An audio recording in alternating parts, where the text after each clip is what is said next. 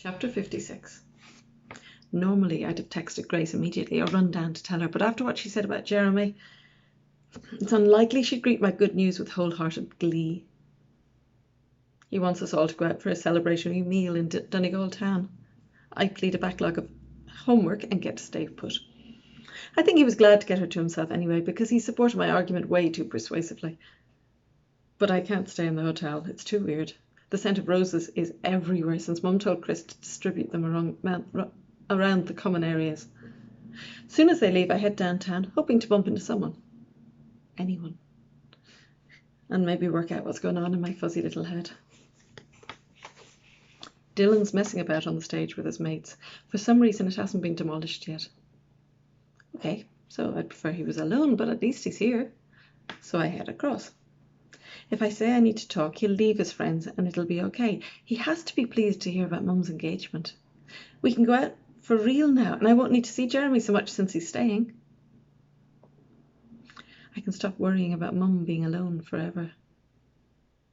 I'm still several dead sharks away when I see him put his arm around Denise. Denise. I stop dead, frozen until I'm instantly not. I spin on my clunky little heels as if I never meant to go in his direction at all, but someone in the group must have pointed me out to him, because he catches up with me under the festival banner that hasn't come down yet, before I've even worked out how I feel enough to cry. Where love begins. Right. Dylan stands there, scuffing his heels as if I'm meant to say something. He was the one with his arm around someone else. Look, Angelica, I can't compete with your mum and your dad, he says. I don't answer, not trusting my vocal cords. If I did speak, I'd sound like a crow. He hasn't anything else to say and heads back to his gang. Soulmates. Right. The pothole cover with the swirly Celtic design down by my feet slides open, revealing broad stairs leading down into the abyss I feel. A rat props the pothole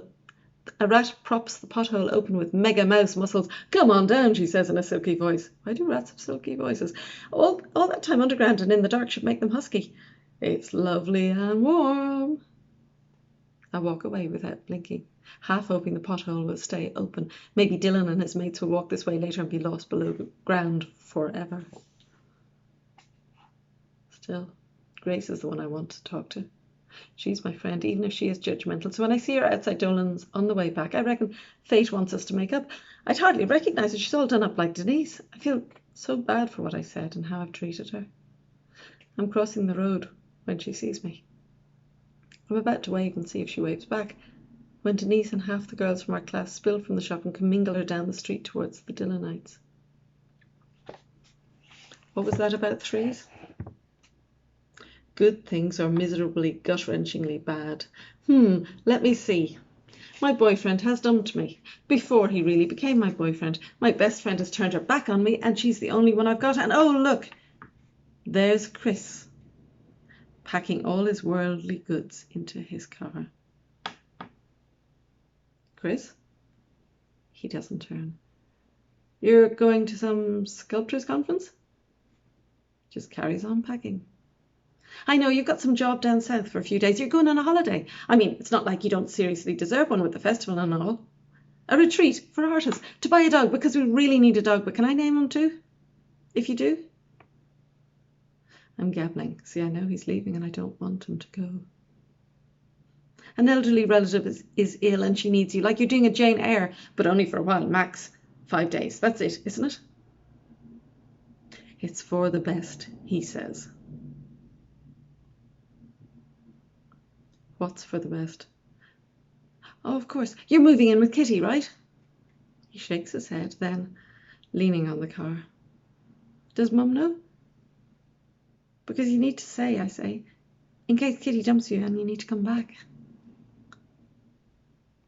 Your mother is starting a new life, Angelica. She has Jeremy. He chokes on the name, and she has you. No, this isn't happening. Chris, you can't go. You can't leave. Jeremy can fix anything that needs doing, he says, apparently. There's no role for me here. I've heard enough to back off and walk away. Why does life have to crap on you from a height when you thought things were working out? Why can't anyone just be normal and nice? Not always fighting and not always just leaving for no good reason. Why can't they just be there where they're meant to be? Angelica! I don't stop. What's the point? Not like he'll listen to me. Nobody does, not even my new dad. I hear Chris's car backfire before I reach the apartment. And I know he's gone. To be continued.